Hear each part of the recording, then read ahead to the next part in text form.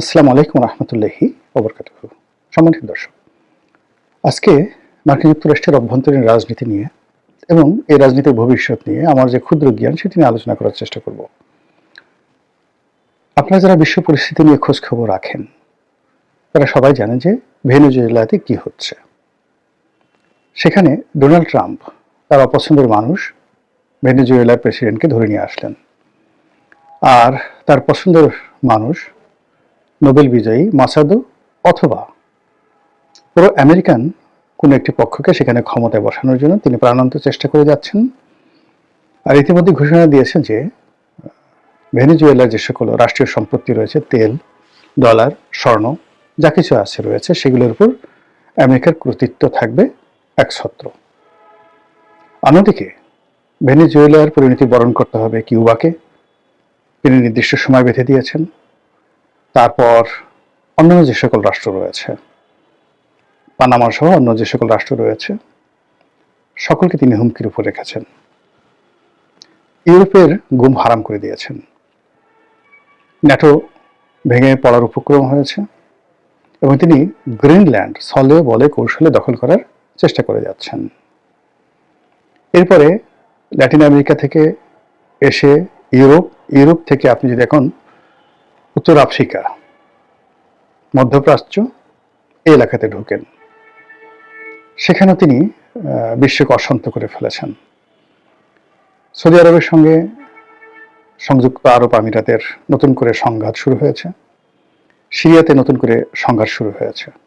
সিরিয়াতে এই মুহূর্তে যে সরকার কাজ করছে, আমেরিকান ব্যাক সরকার, সেই সরকারের বিরুদ্ধে বাসার আল আসাদ, তার যে অনুগত 40,000 সৈন্য, তারা নতুন করে যুদ্ধ শুরু করেছে এবং পেছনে তুরস্ক, ইরান এবং রাশিয়া আগের মতো মদদ দিচ্ছে। অন্যদিকে ইরানে প্রচন্ড বিক্ষোভ হচ্ছে। শত শত শহরে, বন্দরে, নগরে নজিরবিহীন বিক্ষোভ ছড়িয়ে পড়ছে। বিক্ষোভকারীরা অস্ত্র হাতে তুলে নিয়েছেন। অন্যদিকে সরকারের যারা সমর্থক, লক্ষ লক্ষ নাগরিক, তারাও রাস্তায় নেমে এসেছে আমেরিকার সেই বিরুদ্ধে এবং আয়াতুল্লাহ আলী খামিনির পক্ষে। অন্যদিকে মিস্টার ডোনাল্ড ট্রাম্প সরাসরি হুমকি দিয়েছেন যে তিনি ইরানের যে বিক্ষোভরত জনগণ রয়েছেন তাদের পক্ষে আছেন এবং কোনো কারণে যদি ইরানের বর্তমান সরকার বিক্ষোভকারীদের উপর জোর জবরদস্তি করে, গুলি চালায়, নির্বিচারে আমেরিকা ইরানের উপর আক্রমণ চালাবে এবং এই আক্রমণকে ম্যাটেরিয়ালাইজ করার জন্য, মনিটাইজ করার জন্য ইরানের সাবেক শাহ রেজা শাহ পাহলভি, তার ছেলে, তিনি বিদেশে বসে মোচেতা দিচ্ছেন এবং জনগণকে উদাত্ত আহ্বান জানাচ্ছেন এবং সেই রেজা শাহ পাহলভির যে বংশধর যারা আছেন, যে নিয়ে আছেন, তিনি ভবিষ্যতে ইরানের শাহ বা সম্রাট হওয়ার জন্য তিনি চেষ্টা চালাচ্ছেন এবং তার অনুগত যারা লোকজন রয়েছেন তারা আবার ইরানকে রাজতন্ত্রে ফিরিয়ে আনার জন্য চেষ্টা করছেন। এবার আপনি ভারতবর্ষের দিকে আসেন। বাংলাদেশে এই মুহূর্তে আমেরিকার আধিপত্য কোন পর্যায়ে, এটা নতুন করে বলার দরকার নেই। ভারতে তারা রীতিমতো আক্রমণ করতে চাচ্ছে, অর্থনৈতিক এবং প্রয়োজন হলে তারা সামরিক আক্রমণ করবে এবং তারা ভারতকে খণ্ড বিখণ্ড করার জন্য পাকিস্তানের সহযোগিতা নিয়ে, বাংলাদেশের সহযোগিতা নিয়ে তারা সর্বোচ্চ চেষ্টা করবে। তারা মায়ানমার একটা নতুন রাষ্ট্র গঠন করতে চাচ্ছে, ভারতের 7 সিস্টার তছনছ করে দিতে চাচ্ছে, নরেন্দ্র মোদীকে ক্ষমতাচ্যুত করতে চাচ্ছে, ইত্যাদি আরো অনেক কিছু। এর বাইরে উগ্রপন্থী আমেরিকান যারা আছেন তারা বলা বলি করছেন যে যদি মাদুরোর মতো, মানে ভেনেজুয়েলার প্রেসিডেন্ট মাদুরোর মতো যদি কোনো অবস্থাতে ভ্লাদিমির পুতিনকে ধরে আনা যায়, তাহলে পৃথিবীকে 100 বছর শাসন করতে পারবে আমেরিকা নিশ্চিন্তে।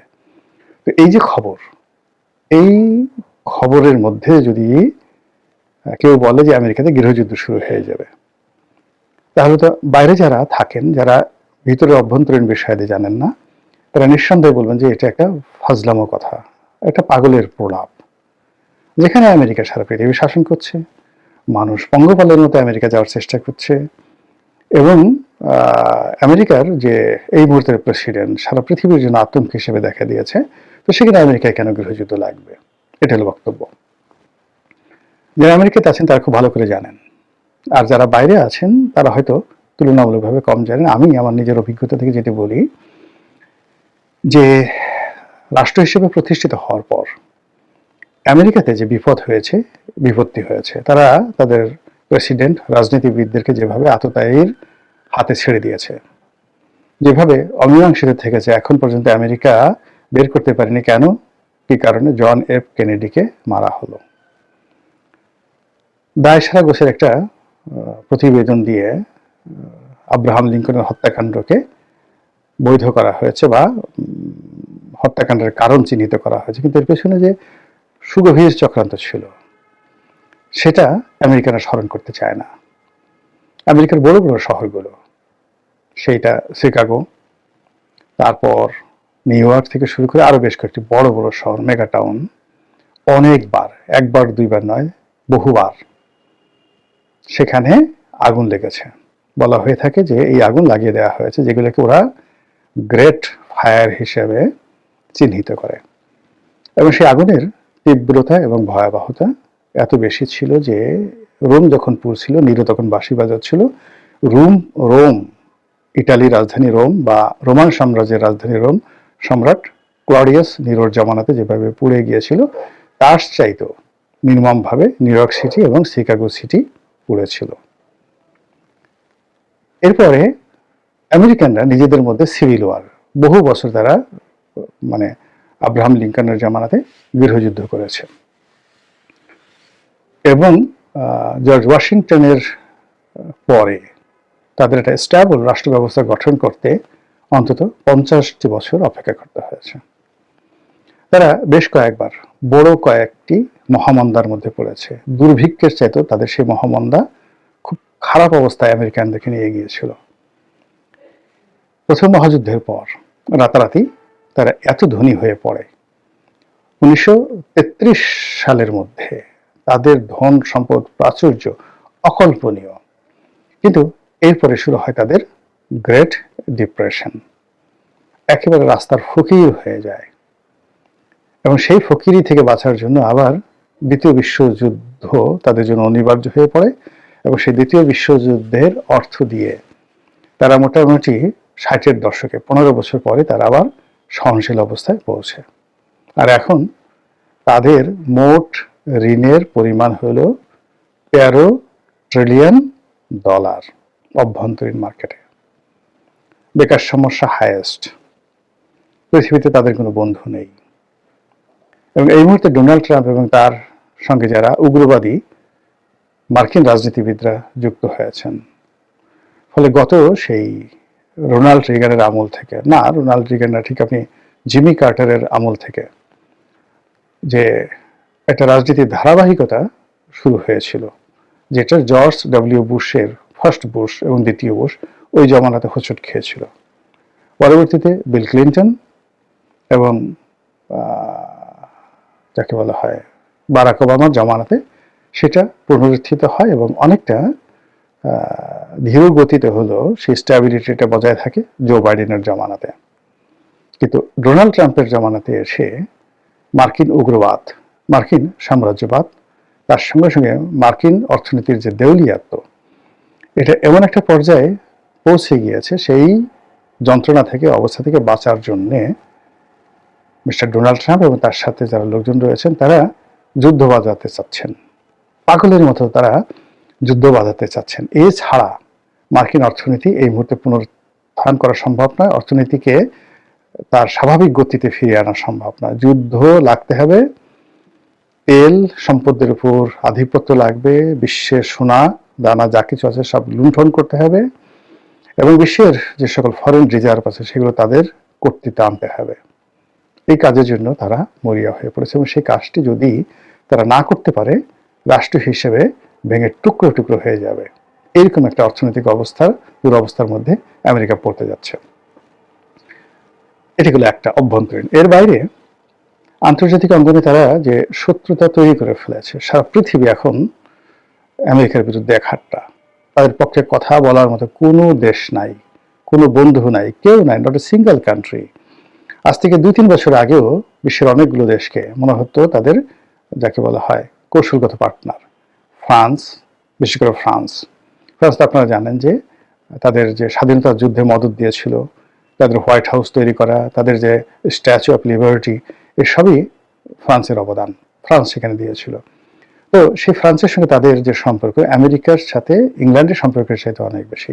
সেই ফ্রান্স এখন মানে আমেরিকাকে দেখতে পাচ্ছে না।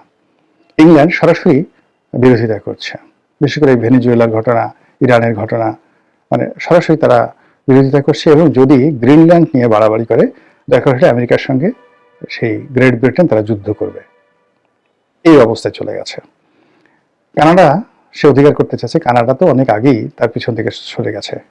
ওদিকে ব্রাজিল, মেক্সিকো, যদি কোনো মতে সামান্যতম কোনো যুদ্ধ লেগে যায় ইরানের সঙ্গে বা রাশিয়ার সঙ্গে এবং তারা সুযোগ পায়, এই দুটো দেশ মানে কিউবা, ব্রাজিল, মেক্সিকো এবং তার সঙ্গে সঙ্গে ভেনেজুয়েলা, পাইকারি হারে আমেরিকা আক্রমণ করা শুরু করবে।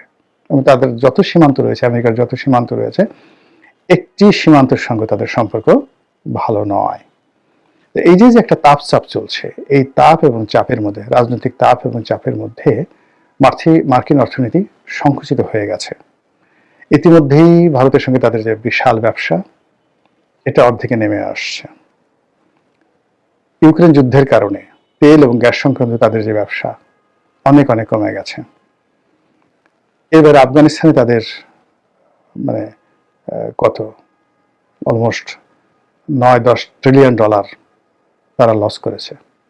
এবং এই লসের কারণে কিন্তু আজকের এই দুর্ভোগ, আজকের এই দুর্গতি, মানে এত বিশাল বিনিয়োগ আফগানিস্তানে তারা যে বিনিয়োগ করেছে, তারা যে টাকা নষ্ট করেছে এবং তারা যে অস্ত্র শস্ত্র এখানে খরচ করেছে, এই দায় বহন করার মতো অবস্থা মার্কিন ইকোনমি নেই, সেই অবস্থা হয়ে গেছে। এর বাইরে তারা ইউক্রেন যুদ্ধে এই যাবৎকালে যত টাকা খরচ করেছে, রাশিয়া ফতুর হয়ে গেছে, কিন্তু রাশিয়া তেল বিক্রি করে তারা সেটা কভার আপ করছে। এবং রাশিয়া যেহেতু সবকিছু নিয়ন্ত্রিত, কিন্তু আমেরিকা তো নিয়ন্ত্রিত না, তাকে সব কিছুর জন্য জবাবদিহি করতে হচ্ছে। তো সেক্ষেত্রে ইউক্রেন যুদ্ধের ফলে তাদের যে অর্থনৈতিক ক্ষয়ক্ষতি হয়েছে, এমনকি সর্বশেষ ইসরায়েলকে সমর্থন দিতে গিয়ে হিজবুল্লাহর সাথে তাদের সম্পর্ক, হামাসের সাথে তাদের সম্পর্ক, ইরানের সাথে তাদের সম্পর্ক, এই সম্পর্কের যে অবনতির ফলে তাদের ব্যবসা বাণিজ্য যে হুমকির মুখে পড়েছে, এর ফলে মানে এখন তাকে যুদ্ধ ছাড়া, মানে রীতিমতো ডাকাতি করা ছাড়া কোনো অবস্থাতেই তার রাজকোষ সামাল দেওয়া সম্ভব নয়। কোনো অবস্থাতেই তাদের স্টাফদের, রাজকীয় যারা কর্মচারী রয়েছে তাদের বেতন, সৈন্যদের বেতন দিয়ে তারপর তাদের যে নৌবাহিনীর বড় বড় ফ্লিটগুলো, সেগুলো চালিয়ে রাখা তাদের পক্ষে সম্ভব নয়। আর এই যে দোদুল্যমানতা, এই দোদুল্যমানতার কারণে যে অস্থিরতা, সেই অস্থিরতা যদি একবার ইরানে যে ঘটনাটা ঘটছে এর অর্ধেক যদি আমেরিকাতে ঘটে, ডোনাল্ড ট্রাম্প 1 ঘন্টাও টিকতে পারবে না। এবং সেদিকেই সম্ভবত আমেরিকা যাচ্ছে। আর এবং আমেরিকার এই দুরবস্থা যদি সত্যিই তৈরি হয়ে যায়, আমরা পৃথিবীর কোনো অংশ, মানে আমেরিকার যুদ্ধ মানে মহাযুদ্ধ, আমেরিকার ধ্বংস মানে আমাদের ধ্বংস, সারা পৃথিবীর ধ্বংস। আল্লাহ আমাদের এই বিপত্তি থেকে রক্ষা করুন, হেফাজত করুন। আসসালামু আলাইকুম ওয়া রাহমাতুল্লাহি ওয়া বারাকাতুহু।